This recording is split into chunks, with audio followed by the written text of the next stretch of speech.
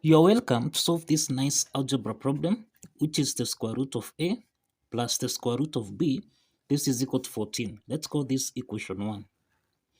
And then we have the square root of a plus b. This is equal to 10. Let's call this equation 2. So what is the value of a and what is the value of b? Now, solution from here, from equation 1, which is the square root of a plus the square root of b, which is equal to 14. Let's make square root of a to be the subject of the formula so that you'll have square root of a. This is equal to 14. Subtract square root of b. The next step is to square both sides. So that now here we eliminate the square root sign. On the left hand side we have a. This is equal to 14 minus square root of b squared.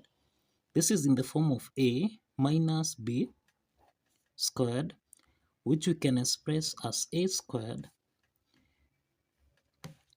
minus 2 times a times b, then plus b squared. So applying this algebraic identity, then here we have a is equal to, now this is 14 squared, subtract 2 times 14, then times square root of b, then plus square root of b squared.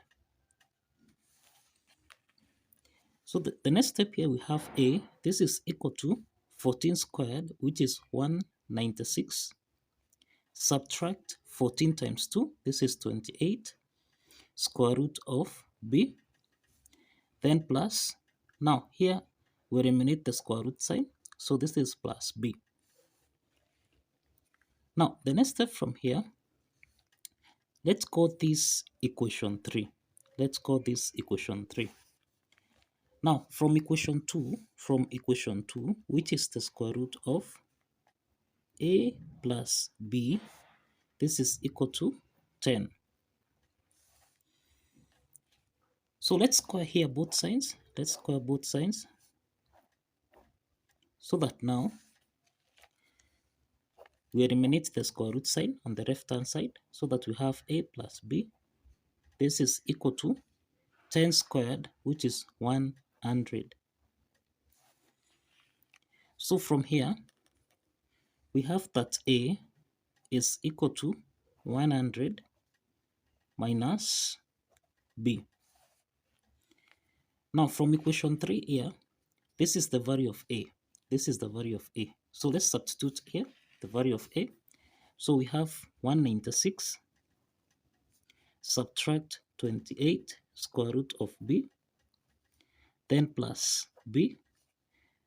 So this is equal to 100 minus b. So let's take 100 minus b on the left hand side. So here we have 196 subtract 28 square root of b, then plus b. Now subtract, here we have 100 minus b. So we have 100 minus b. So this is minus b. So this becomes plus b. Then subtract 100. This is equal to 0. So 196 minus 100. This is equal to 96. And then we have minus 28 square root of b. Then plus 2b. This is equal to 0. Now the next step from here, let's divide both signs by 2. So that's 96 divided by 2. This is the same thing as 48. Subtract 28 square root of b divided by 2. This is 14 square root of b. Then plus 2b divided by 2. This becomes b. This is equal to 0. So here we have 48 minus 14 square root of b plus b. This is equal to 0. We can say let square root of b be equal to m. So let's substitute square root of b with m. So here we have 48, subtract 14m. Now, in this case here, b will be equal to m squared. So plus m squared, this is equal to 0. So rearranging this equation, we have m squared minus 14m plus 48. This is equal to 0. Now this is a quadratic equation, and we can solve this by factorization method, where we have the product equal to 48, the sum equal to minus 14. So let's identify two factors here that if we add, we get minus 14. If we multiply those factors, we get 48. So these factors are, we have minus 8 and minus 6. So let's substitute this. We'll have m squared minus 8m minus 6m plus 48. This is equal to 0. So we can factor out here. So m is common here. Let's factor out m so that we'll have m minus 8. Then subtract. Now 6m, we have 6 and 48. So we find that 6 here is common. We factor out 6 so that this is m minus 8. This is equal to 0. So this implies that here we have m minus 6 and we have m minus 8. This is equal to 0. So this means that we have two parts here. We have m minus 6. This is equal to 0. And we have m minus 8. This is equal to 0. So we have m1. m1 is equal to 6. And we have m2. This is equal to 8. Now, if you recall, we said that let square root of b be equal to m. We said that the square root of b be equal to m. So let's substitute the value of m1 here. So we have square root of b. This is equal to m1, which is 6. So this means that here, let's square both sides so that we can get the value of b. So here we simplify so that the value of b is equal to 6 squared, which is 36. So this is the value of b. Now, when m1 is equal to 6. So from equation, from here, we have that a is equal to 100 minus b. So let's substitute the value of b so that we get the value of a. So here we have a is equal to 100 minus b. So we have a equal to 100 minus b, which is 36. And this is equal to 64.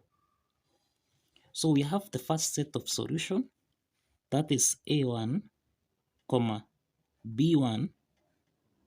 This is equal to 64, comma, 36. So this is the first set of solution. So here we have a1, b1, which is 64, 36. This is the first set of solution. Now, given that m2 is equal to 8, let's determine the value of b. Remember, square root of b, this is equal to m. So substituting this, we have square root of b. This is equal to 8. So to get the value of b, we square both sides so that now here we'll have b equal to 8 squared, which is 64. So this is the value of b2. So we can determine the corresponding value of a. Remember, a is equal to 100 minus b2. So this means that a2 is equal to 100 minus 64, and this is equal to 36. So we have the second set of solution, that is a2, comma, b2. and this is equal to 36, 64. So this is the second set of solution. This is the second set of solution. Now let's verify. Let's verify if these two set of solutions satisfies the equation. Now, if you recall here, we entered square root of a plus square root of b. This is equal to 14. And we have that the square root of a plus b, this should give us a value of 10. Okay, so let's start with a1, b1.